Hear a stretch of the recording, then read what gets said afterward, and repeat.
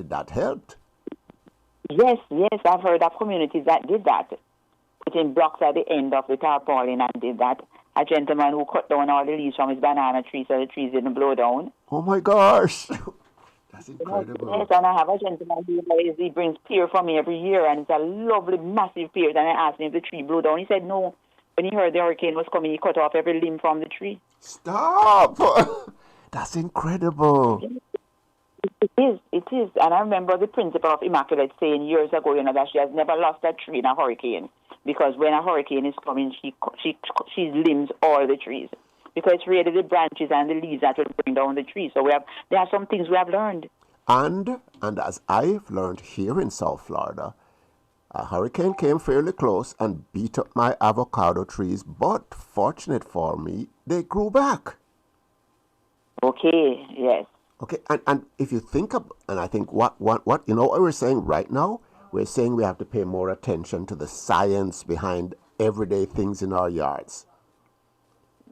A banana tree grows back from the sucker. And listen to the old people when they tell you things too, Winston, when they say, hey, a river was here when I was a boy, Yeah. And I'll tell you that thing about the rules, and I've explained it on our talk segment.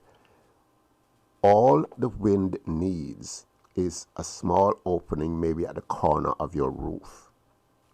Just that. Just a small opening. I know a situation where this gentleman walked along the roadway. We're talking about Gilbert. And he urged everyone to nail down some kind of a piece of wood at the four corners of the roof. Nobody's house on that road got damaged. Wow. And I speak of so the information is there. What's that? The information is out there, Winston. It's just for us to accept it and use it. I think you said it though, We need to listen to the people who know. Yes. Because that gentleman, I'm talking about something that I'm intimately aware of. He told everyone on the house, go to the top of the house, those four corners, nail down this piece of wood, make sure it's firm on the roof. No roof on that house got hurt. Wow. And what we're also saying. The guy says he's not an engineer, so why should we listen? Which is what I'm coming to. A lot of this folk science exists in our communities for us to at least check if it makes sense. Definitely, Winston. I've heard a lot of times where you'll see people that will go to fix roads in communities, and the older people will say, no, you can't put the culvert there. You need to do that, and they don't listen to their peril. Wow. So we have a lot that we need to think there. But I want to encourage my listeners, as usual, Winston, please sort out your business, sort out your lands in Jamaica, sort out your wills, make the wills get, that's what I've been preaching. That's what I'm going to preach even more in 2026, God willing. Mm-hmm. We need to sort out our estates and do some proper estate planning because we have too much conflict when persons die. Yeah. And it's so ironic because we're talking about death, for example, that comes at a time of a disaster, only compounds everything. Oh, you can say that again. And when death comes in disaster, in the Jamaican system, you're not getting the death certificate right now, so a lot of things you need to do, you can't do. So we really need to put our proper planning in place. And I think I want to encourage the listeners, Winston. I know a lot of times when the listeners come to Jamaica to bury their dead, they have to go back quickly. Mm-hmm. But, sometimes when they come into the office to start making up a little fuss about the estate, the persons have just died. They haven't even been buried yet. Wow. And I take the stance that I'm saying to person. I saw this expression the other day that says families don't count money over a fresh grave. Oh, my gosh.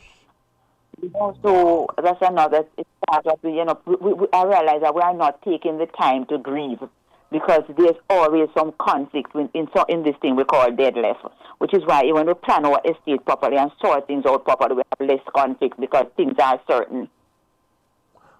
What we're talking about here is a whole game unto itself, a whole reality. Because what we're saying here, human beings need time to grieve. It is a healthy response to loss. But if you are going to compound that grief with concerns about physical property that then translate into inter-family quarreling, you're talking about a lot of mess. It does, and then half of the family don't turn up at the funeral, so they don't get any closure. Mm-hmm. You understand? I see this constant fight as well about who must get the burial order. You know, the minor things like that. Fighting as to say the person mustn't bury on this land because this land is mine. You know, a lot of conflict, and it's something that we have to look back and revisit as a people. Because that affects our mental health later on, you know. Exactly. When we recognize that Mama died and I didn't get to go to the funeral, or I'm not talking to my brothers and sisters because of what Mama died leaving. It affects our mental health. Which also has implications for one's immigration status outside of the country. That is another part of the challenge too. Because that's another part of the challenge. But we thank God for the technology that now we can stream the services and have the service before the funeral. People can vent and so on. And it's so. But a lot of times, those whose immigration status not so good, sometimes they lose out too, Winston. Yeah, because they can't travel. They can't travel, and those here make decisions and take over what should be shared. Who would have thought? And then again, I want to suspect that Gilbert did this, but we weren't just as informed as we are now. But a hurricane that comes in fact, it doesn't even have to do a fraction of the damage that Melissa did. But it demands of families, it demands of communities, it demands of a very nation the rethinking of things that we took for granted or just didn't pay enough attention to. It does. It has sent us back to the drawing board. Yeah. It has. As I look at my office, which is so paper intensive, and say, if Melissa had come to my office, I probably would have to run away. Oh boy. Yeah. Yeah. Because we're paper. We're not like America where we take us everything. We have to have paper copies. Sometimes when I send documents to clients, they say I email to them and they print, and they can't understand why they can't email back to me. But I say no, you only accept hard copies of documents, original signatures. It's interesting because over the last week or so, I've been talking about the fact that when it was going to change over into the 2000s, there were these scaremongers who were saying everything is going to literally crash because the computer's not ready to...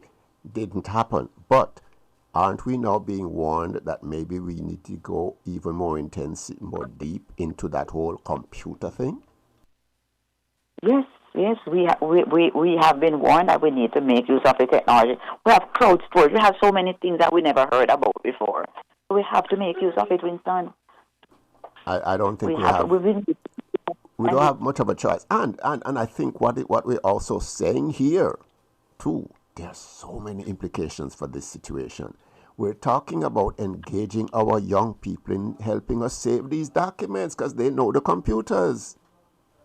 But the thing is, Winston, half of the older people come in and tell me that I must let the young people see outside. They don't want to hear them business. That don't make any sense. None at all.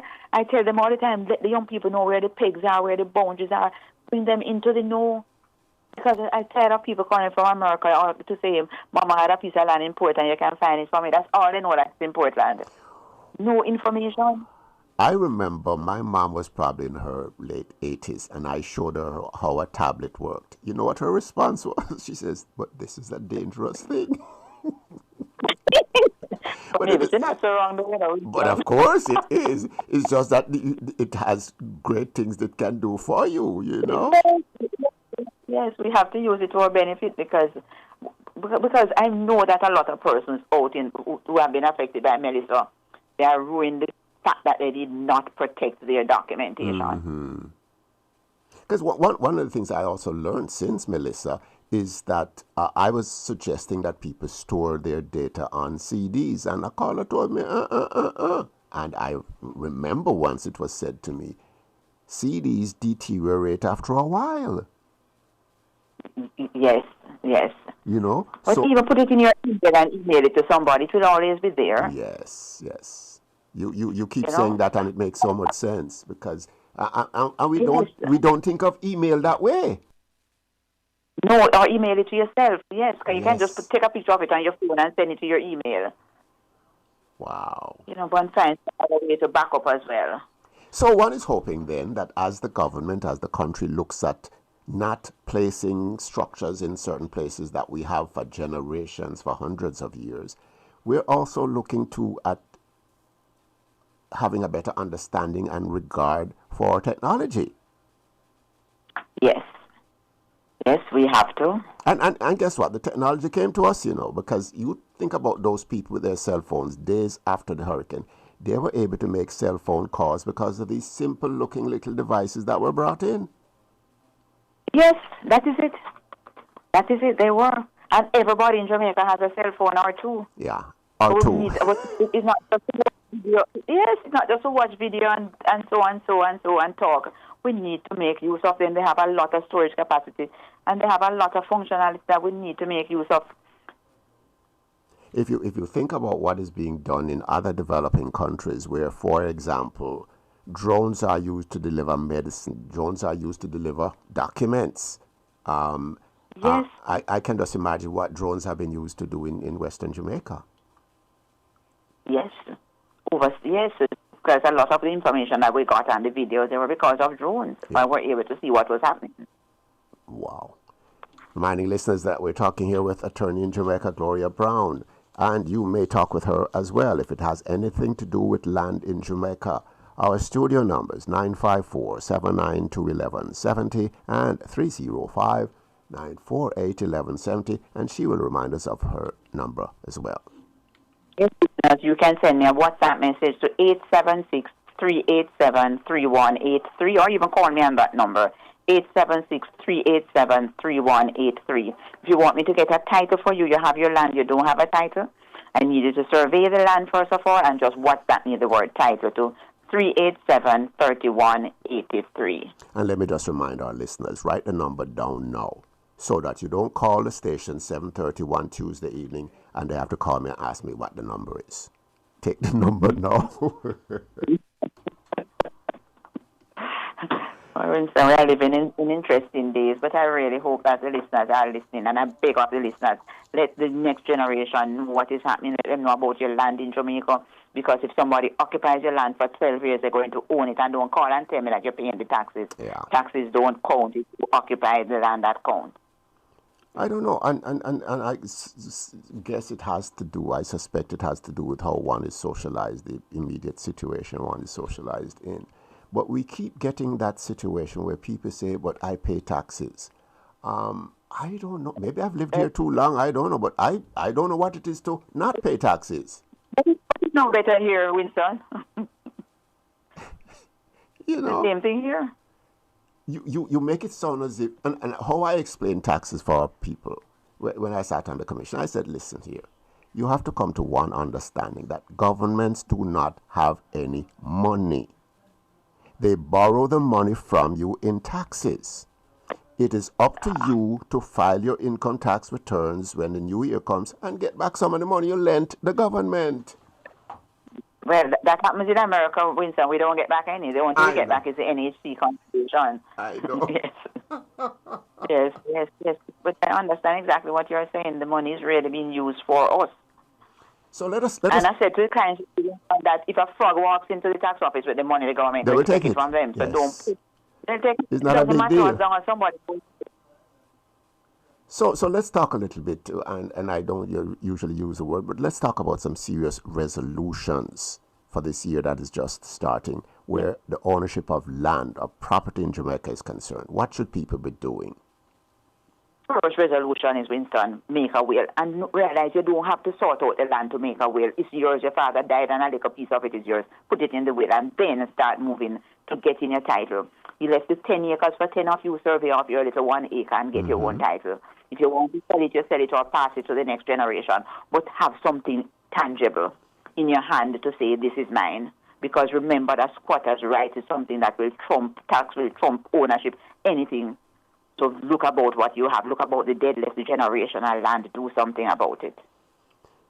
And regardless of whether your property got damaged, destroyed, whatever, there's things that people who own property should be doing. But I always say, put a mortgage on your property if you can't have any control over it, because persons can take it away. Your tenants can live there and don't pay rent for 12 years and own it. If you have land in Jamaica, know what is happening. We have the technology where you can just look in and see if there's a cat on your veranda. That's how the technology is.